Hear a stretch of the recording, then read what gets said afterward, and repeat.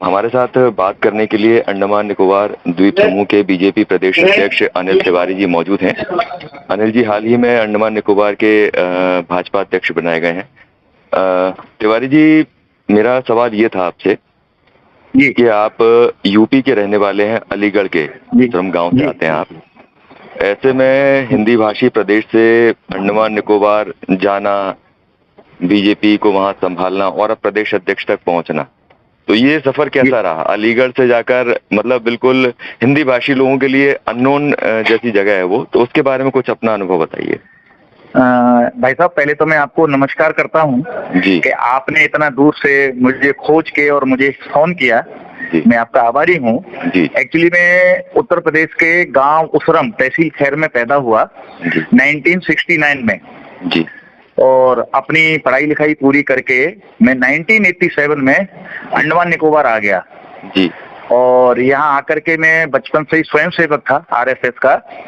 तो यहाँ आकर के मैं विश्व हिंदू परिषद में जुड़ा और जब ये अपेक्षा हुई पूरा देश में भारतीय जनता पार्टी आगे बढ़ रही थी, तो यहाँ भी एक भारतीय जनता पार्टी होना चाहिए, ऐसा विचार हमारे जो असीमानंद जी हैं, वनवासी कल्याण आश्रम में हुआ करते थे, उनका नाम भी आपने सुना होगा। तो उस समय में अगस्त 90 में माननीय मुरली मनोहर जोशी जी के कर कमलों द्वारा यहाँ भारतीय जनता पार्टी की स्थापना की।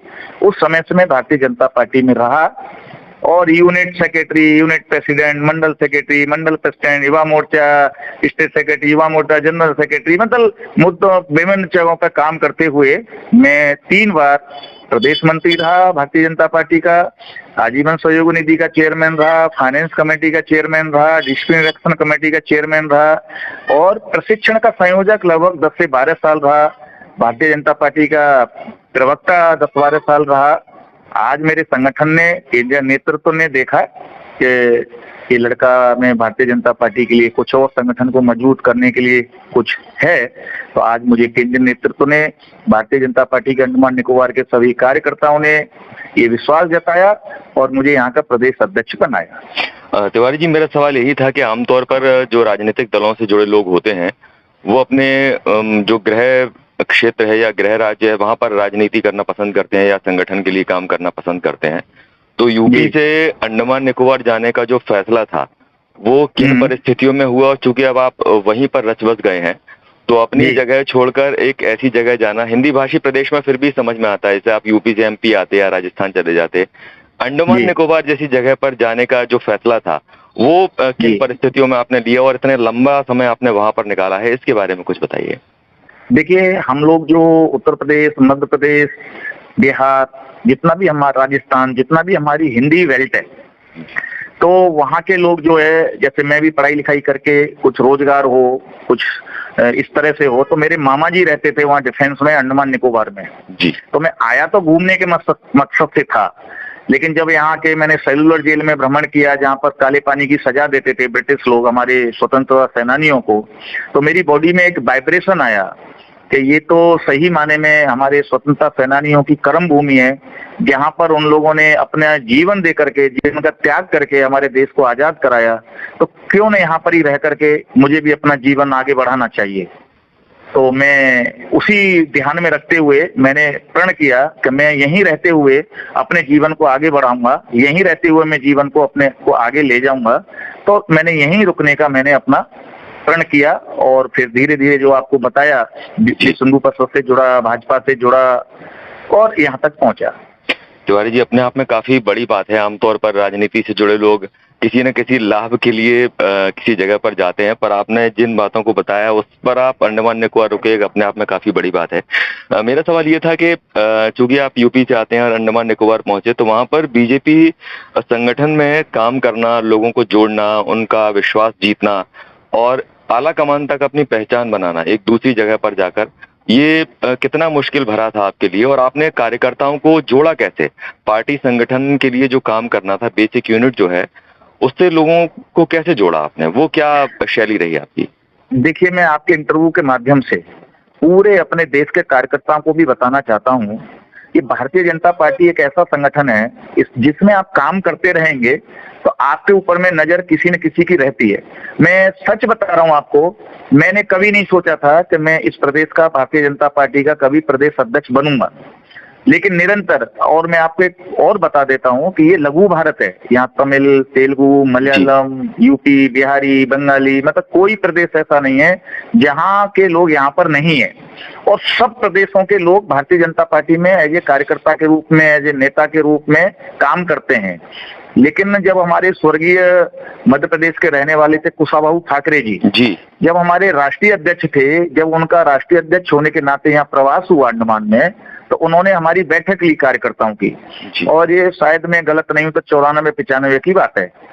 तो उन्होंने कहा था कि भाई कुछ ऐसे कार्यकर्ता मुझे चाहिए यहाँ पर जो कभी चुनाव न लड़े, न प्रधान का, न इसका काउंसलर का, जिला परिषद का, एमपी का, जिससे कि यहाँ संगठन मजबूत हो। क्योंकि परंपरागत सीट जो है ये कांग्रेस पार्टी की सीट हुआ करती थी। बिल्कुल सही। मतलब कांग्रेस कहीं भी हार जाएगी, लेकिन अंडमान निकोबार और लक्षद्वीप नहीं हारेगी जी। तो इसमें काम करना, तो कुशाभाऊ ठाकरे जी का एक आदेश था कि कुछ कार्यकर्ता ऐसे निकलने चाहिए जो कभी चुनाव लड़ने के लिए अपने लिए सोचे ही ना। तो उन्हीं कार्यकर्ताओं में से कुछ थे, तो उसमें एक मैं भी था। मैंने भी उनको वादा किया कि मैं निरंतर संगठन में काम करता रहूंगा और मैं कभी चुनाव नहीं लड़ूंगा, और मैंने वो प्रण पूरा किया। मैं आज तक आपको बता रहा हूं, मुझे कई बार पार्टी की तरफ से ऑफर हुए, कई बार मुझे पार्टी ने कहा कि आपको चुनाव लड़ने चाहिए, लेकिन जब भी चुनाव की बात आती है तो मुझे कुशाभाऊ ठाकरे जी याद आ जाते हैं, और मैं जो है चुनाव से पीछे हट जाता था और संगठन में निरंतर काम करता रहता था। तो ये बात सारे कार्यकर्ता भी मेरे जानते हैं अंडमान निकोबार में।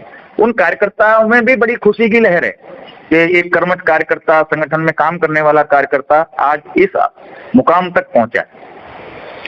तिवारी जी, चुनावी राजनीति से दूर हटकर संगठन के लिए आप जिस तरीके से बता रहे हैं काम किया, वाकई में अपने आप में समर्पण दिखाता है पार्टी के प्रति। लोकसभा चुनाव भारतीय जनता पार्टी पिछले 3-4 बार से अंडमान निकोबार में जीत रही है, तो प्रदेश अध्यक्ष बनकर संगठन की पकड़ और कितनी मजबूत आप यहाँ पर बनाने की दिशा में सोच रहे हैं, और क्या कुछ नया है जो आप करना चाहते हैं प्रदेश अध्यक्ष की कमान लेकर, जिससे पार्टी की जड़ें और मजबूत हों?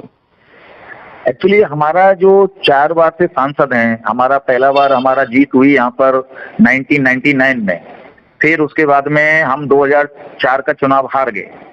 फिर हमारी जब पूरा देश में यूपीए की लहर थी तो 2009 में उसमें हमने भारतीय जनता पार्टी की सीट को जीता।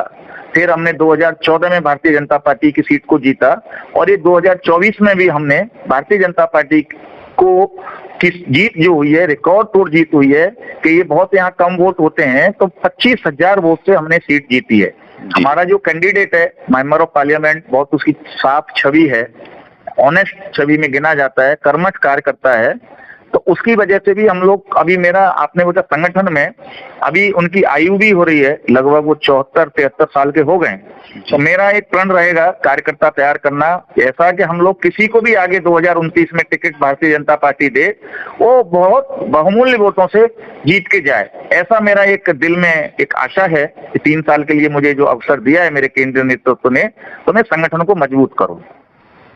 तिवारी जी, चूंकि अंडमान निकोबार एक केंद्र शासित प्रदेश है, यूनियन टेरिटरी है, तो एक डेवलपमेंट के हिसाब से भी भले ही आप संगठन में काम कर रहे हैं, एक जिम्मेदारी भी आ जाती है जिससे चुनाव के वक्त आप अपनी उपलब्धियां गिना सकें। चूंकि केंद्र में भी भारतीय जनता पार्टी की सरकार है, तो आप ऐसा और क्या देखते हैं अंडमान निकोबार के लिए जिसको करने की वाकई में जरूरत है, और चुनावी राजनीति में जब आपका कैंडिडेट उतरे और आप संगठन की तरफ से और वो सत्ता की तरफ से बता पाए कि हम अंडमान निकोबार के लिए ये कर चुके हैं और ये करना चाहते हैं, इसके बारे में क्या कहना है? देखिए, ये तो आप अच्छी तरह जानते हैं कि जब से भारतवर्ष में 2014 से हमारा नरेंद्र मोदी जी के रूप में देश की कमान जो उनके हाथ में आई है, तब से देश में बहुत विकास हो रहे हैं। जब देश में विकास हो रहे हैं तो ये अंडमान निकोबार भी हमारे देश का ही एक अंग है, और सीधे सीधे हम लोग केंद्र शासित प्रदेश हैं जो केंद्र सरकार के अंदर में आते हैं। मैं आपको बताना चाहता हूं, ये 10 साल के अंदर में, 11 साल के अंदर में जो अंडमान निकोबार में विकास के कार्य हुए हैं, चाहे वो इंटरनेशनल एयरपोर्ट हो, चाहे वो नेशनल हाईवे बन रहा हो, बहुत तरह के अलग अलग के विकास अंडमान निकोबार में हो रहे हैं, चल रहे हैं। तो इसकी उपलब्धि को लेकर के हम लोग जनता के बीच में जाएंगे और भी यूथ के लिए, अपने यूथों के लिए, अपने रोजगार के, टूरिज्म के लिए। हमारे यहाँ टूरिज्म सेक्टर बहुत बड़ा है, जो कि हम चाहेंगे कि टूरिज्म के सेक्टर में और हम लोग विकास करें और अपने भारत सरकार से यहाँ पर नए नए प्रोजेक्ट लाने के लिए कहें। एज ए अध्यक्ष होने के नाते मैं केंद्र सरकार की जो स्कीम्स हैं उनको मैं अपने संगठन के माध्यम से, क्योंकि अभी हमारा क्या है, हमारे मोदी जी कहते हैं, आपको भी पता होगा, कि डबल इंजन की सरकार। तो हमारा क्या है, हमारे यहाँ असेंबली नहीं है, जैसे आपने कहा, मुख्यमंत्री नहीं होता है। तो हम केंद्र शासित प्रदेश हैं, तो हमारे वहाँ केंद्र में सरकार भाजपा की है और अंडमान निकोबार में हमारा जो है सांसद भी भाजपा का है। तो ये डबल इंजन की सरकार मिलके और संगठन तीनों मिलकर के हम लोग विकास के कार्यों में तेजी लाएंगे, गति लाएंगे, जिससे कि भारतीय जनता पार्टी और अंडमान निकोबार में मजबूत हो। तिवारी जी, एक प्रश्न ये था कि चूंकि अब आप अंडमान निकोबार में ही पूर्ण रूप से पार्टी के लिए कार्य कर रहे हैं और आप यूपी से हैं, तो पारिवारिक जिम्मेदारियां, सामाजिक जिम्मेदारियां और अन्य तरह की जो एक जिम्मेदारियां हैं राजनीति से अलग हट करके, तो वो किस तरह आप निभा पाते हैं, किस तरह उनको समय दे पाते हैं? देखिए भाई, तो मन में इच्छा हो, अगर मन में इच्छा है तो सब कुछ हो जाता है। हमारा सौभाग्य है कि हमारे मतलब भीष्म पितामह है भारतीय जनता पार्टी के लाल कृष्ण आडवाणी जी ने, जब होम मिनिस्टर थे तो मेरे को अवसर मिला था। मैं युवा मोर्चा का महामंत्री था अंडमान निकोबार का, तो एक सौभाग्य प्राप्त हुआ उनके खुद कार्यालय में जाकर के मिलने का, उनके सामने में बैठ करके चाय पीने का। तो उन्होंने यही कहा था कि पहले घर मजबूत होगा तो भाजपा भी मजबूत होगी, तो अपना घर को भी मजबूती प्रदान करना है, तब आप भाजपा को मजबूती प्रदान कर सकते हैं। तो भारतीय जनता पार्टी में पहले अपना घर को देखो, उसके बाद में भाजपा को देखो, तो आप भी मजबूत होंगे और भाजपा भी मजबूत होगी। उन्हीं के बताए हुए रास्ते पर भी मैं चल रहा हूं और भगवान के आशीर्वाद से मेरा घर भी ठीक ठाक चल रहा है। मेरा एक बेटा है 11 साल का, वो 5वीं क्लास में पढ़ रहा है। मेरी पत्नी कथक डांसर है, जो कि वो भी एक मुझे बहुत सहयोग करती है और भाजपा के कार्यकर्ता भी मुझे सहयोग करते हैं। और एक छोटा सा लघु भारत है, यहाँ की जनता भी मुझे बहुत प्यार करती है। तो मुझे नहीं लगता है कि कोई, देखिए मन में जब संतुष्टि होती है भाई साहब, तो सब कुछ ऐसे लगता है हासिल कर लिया, और मन में संतुष्टि नहीं होती है तो लगता है कि बहुत कुछ करना है। हमारे मन में संतुष्टि है, परिवार ठीक से चल रहा है, भारतीय जनता पार्टी भी ठीक से चलेगी, ऐसे ही मुझे ईश्वर से उम्मीद है। तिवारी जी, मेरा एक आखिरी प्रश्न और ये था कि आमतौर पर जो राजनीतिक दल होते हैं, कोई भी राजनीतिक दल हो, उसमें जो सेकंड लाइन है उसको बनाने में आमतौर पर बड़े नेता थोड़ा सा परहेज करते हैं। कहीं ना कहीं एक अनचाहा भय रहता है कि भाई सेकंड लाइन तैयार होगी तो हमें जल्दी रिप्लेस कर दिया जाएगा। तो आप इस विषय में क्या मानते हैं, और सेकंड लाइन जो तैयार करने की भारतीय जनता पार्टी की परंपरा है, उसको लेकर के आप क्या मानते हैं और किस तरह देखते हैं?